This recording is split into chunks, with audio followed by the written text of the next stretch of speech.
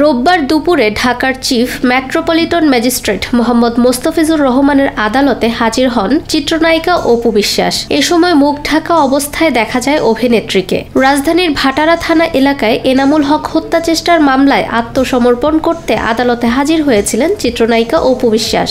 আদালত 10,000 টাকা মুচলেকায় জামিন মঞ্জুর করেন অভিনেত্রীর। অপু বিশ্বাসের আইনজীবী জানান, গত 2রা জুন হাইকোর্ট থেকে 6 সপ্তাহের আগাম জামিন পেয়েছিলেন অভিনেত্রী।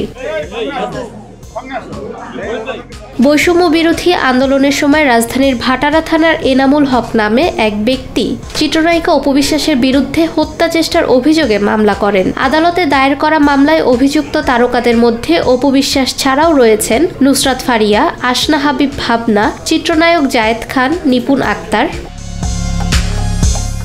ফাহমিদা বিনতে আনোয়ার, নিরপেক্ষ।